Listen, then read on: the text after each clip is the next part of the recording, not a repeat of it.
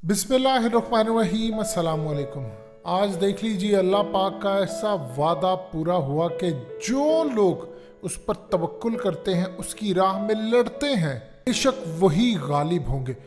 आज जो बाइडन की जानिब से जो स्टेटमेंट सामने आई है, यकीन कीजिए सुपर पावर को जब शिकस्त होती है और फिर जो वतन से, इस्लाम से बदतरीन गद्दारी करते हैं, उनका अंजाम जो होता है वो आपके सामने।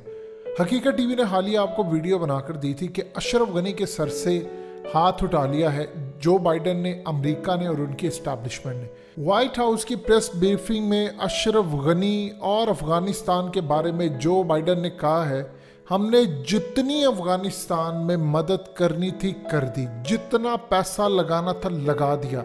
हमने 20 साल अशरफ गनी हुकूमत को पैसा दिया, हमने फौजी मदद की, इनको ट्रेनिंग दी, इनके इंटेलिजेंस इदारों को ट्रेनिंग दी, इनकी फौज को ट्रेनिंग दी, इनकी पुलिस को ट्रेनिंग दी।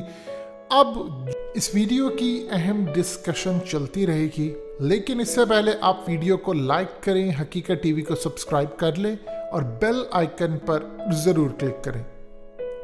जो भी करना है अफगान तालिबान के खिलाफ ये खुद करें। हम किसी सूरत अफगानिस्तान से निकलने का प्लान नहीं रद्द करेंगे। अशरफ गनी और उसकी टीम अब अफगान तालिबान के साथ खुद लड़े, जाकर विल पावर शो करें और अपनी ताकत पर लड़े। जो ट्रेनिंग हमने उनको दी है ये खुद जाकर लड़ें। हम किसी सूरत अब अशरफ गनी की लड़ाई नहीं लड़ेंगे।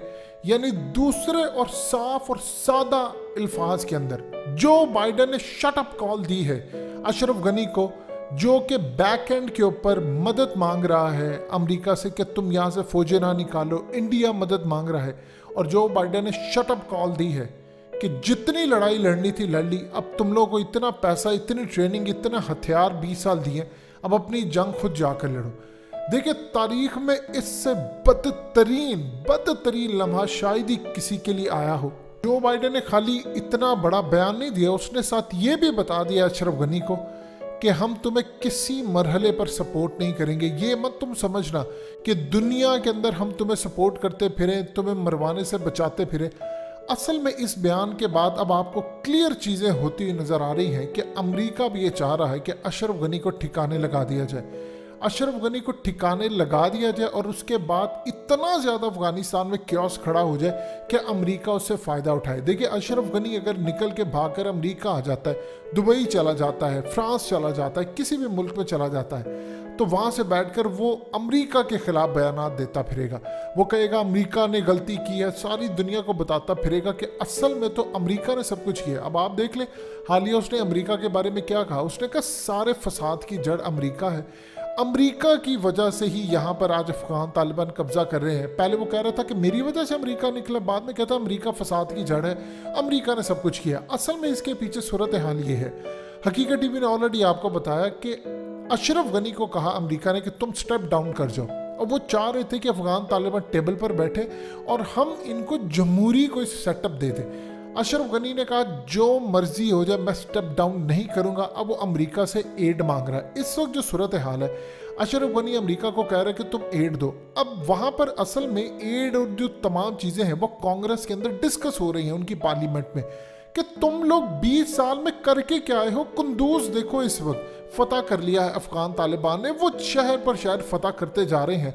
तुम स्ट्राइक करते हो। तुम लोगों ने जो वहां पर हेलीकॉप्टर्स दिए हैं, 137 हेलीकॉप्टर्स तुम लोगों ने प्रोवाइड किए, मजीद 37 तुम लोग प्रोवाइड कर रहे हो। तुम लोगों ने हथियार, चीजें, night vision goggles, each and everything दिया। दुनिया अब उंगलियां उठा रही है और अमेरिका के अंदर उंगलियां उठ रही हैं अमेरिका के ऊपर कि तुम लोग इतने निकम्मे हो कि खुद तो शिकस्त खाकर निकले हो। तुम लोगों ने वहां पर उनकी लाखों की तादाद में, 3,20,000 के करीब आर्मी, जिसके अंदर आधे से ज्यादा तो घोस्ट है। देखिए अमेरिका को इतना पता है कि आज नहीं तो कल अफगानिस्तान के मामले पर इमरान खान ने स्टैंड ले लेना है। इन्होंने हमारे साथ मुआहदा ख़त्म कर देना है। जब ये मुआहदा हमारे साथ ख़त्म कर देंगे तो फिर उसके बाद पूरी दुनिया में रुसवाई होगी कि अमेरिका एक तो शिकस्त खा कर गया, दूसरा अफगान आर्मी को वो ट्रेन नहीं कर सका। अब वो असल में पूछ रहे हैं कि पाकिस्तान जैसा मुल्क अब उठकर अमेरिका को कहता है कि हम तुम्हें अड्डे नहीं देंगे, CIA के चीफ को इमरान खान से मिलने नहीं दिया जाता, अब वो एयर स्पेस का मुआहदा ख़त्म करने जा रहे हैं। अमेरिका इस चीज़ पर बड़ा गुस्सा है। अब जो बाइडेन कहता मैं इतना थक गया हूं अफगानिस्तान के मामले पर, सारी की सारी पॉलिसी हमारी फेल हो गई है। यानी इवन कि वहां पर बुक्स लिखी जा रही है कि अमरीकी जर्नैलों के तकब्बुर, अमेरिका के इस्टेब्लिशमेंट के तकब्बुर ने उनको शिकस्त दी। देखिए एक सिंपल सी बात है, आपको दुनिया के अंदर एक जवाब देना है। पाकिस्तान का कुल कर्जा 110 अरब डॉलर, वो पूछते हैं कि 4000 से 5000 अरब डॉलर्स तुमने अफगानिस्तान में लगाया, 20 साल लगाए, तुम सुपर पावर हो। उनके पास ना एयरफोर्स, ना उनके पास स्ट्राइक की कैपेबिलिटी, ना कुछ, वो किस तरह जीत गए? इनके पास क्या ड्रामा होता है, पाकिस्तान अंदर खाते मदद कर रहा था। इवन के अनऑफिशियली वो पूछ रहे हैं इनसे कि पाकिस्तान ने अगर मदद भी की है तो 52 ममालिक 2 ममालिक का सफाया नहीं कर सके। यानी इसका मतलब है कि पाकिस्तान भी मजबूत, अफगान तालिबान भी मजबूत, तुम तो उनके एटमी दांत तोड़ने गए थे। अमेरिका यहाँ पर आने का मकसद क्या था? अमेरिका का असल मकसद था एक तो अफगानिस्तान में इस्लामिक निज़ाम को कुचलना, दूसरा उसने पाकिस्तान का एटमी प्रोग्राम तबाह करना था। दोनों में उसको नाकामी हुई है। अब वो पूछ रहे हैं कि इतना पैसा लगा कहाँ पे? किसी को कुछ समझ नहीं आ रही, कोई कह रहा है उसकी गलती है, कोई कह रहा है उसकी गलती है, लेकिन ये कोई जवाब देने को तैयार नहीं है कि टूटी जूतियां पहने किस तरह अमेरिका की उस फौज और नेटो को शिकस्त दे सकते हैं जिनके पास इवन के ड्रोन तक उड़ाने की कैपेबिलिटी नहीं थी। तो उन्होंने 20 साल किस तरह फतह कर लिए, वो भी तब जब अशरफ गनी और हामिद करजई उनके साथ थे, तमाम फोर्सेस साथ थी। आज आप जो बाइडेन को देख ले, उसने शटअप कॉल दी है, उसने कहा कि जाओ, नहीं करनी तुम्हारी मदद। ये असल में इंडिया को भी पैगाम दिया है उसने। इंडिया को उसने कहा था कि तुम अफगानिस्तान के अंदर फौजें भेजो। अब मोदी ने कहा मैं तो फौजें नहीं भेज रहा, वो भेजना चाहता था लेकिन तब जब अमेरिका था। अब वो क्या करें, वो पिछले खाते कोई इधर से जा उधर से जा मामला तय करने की कोशिश कर रहे हैं। प्रॉक्सी, आप प्रॉक्सी को कितनी देर तक चला सकते हैं? प्रॉक्सी को अगर फौज की मदद ना हो तो अल्टीमेटली तबाह हो जाएगी। अब उनकी 3,20,000 फौज में से इंटरनेशनल सतह के ऊपर ये आर्टिकल्स एविडेंस दिए जा रहे हैं कि उनकी असल में जो आर्मी है अफगानिस्तान की वो तो 1.5 लाख भी नहीं है, और उनमें से भी बाकी सारे सरेंडर करते जा रहे हैं। वो पूछ रहे हैं अमेरिका से, कांग्रेस के अंदर उनके आर्मी चीफ को बुलाया जा रहा है, CIA के चीफ को बुलाकर पूछ रहे हैं, लॉयड ऑस्टिन को बुलाकर पूछ रहे हैं कि तुम इतना बता दो, तुम लोग ये ट्रेंड करके आए हो। वहां अफगानिस्तान के अंदर अफगान तालिबान शहर में जाते हैं, उधर से तुम्हारी फौज जो तुम्हारी ट्रेंड की हुए वो सरेंडर करती है, भाग जाती है।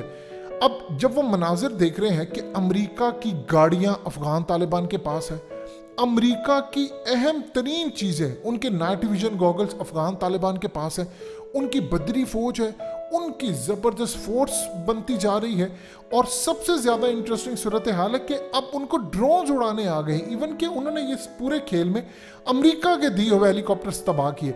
अब वो इनसे पूछ रहे हैं कि ये खाक ट्रेनिंग देकर, इसका मतलब है अमेरिका दुनिया में किसी को भी ट्रेनिंग देगा, अमेरिका नाकाम है।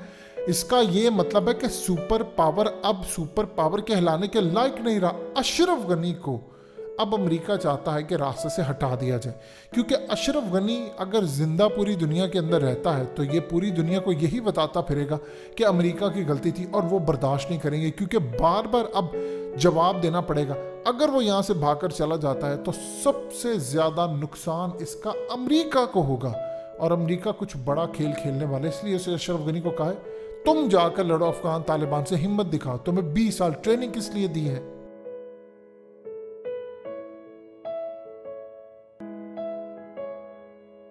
हकीकत टीवी को सब्सक्राइब करना मत भूलें, वीडियो को लाइक करें, शेयर करें, और कमेंट सेक्शन में अपनी राय का इजहार ज़रूर करें।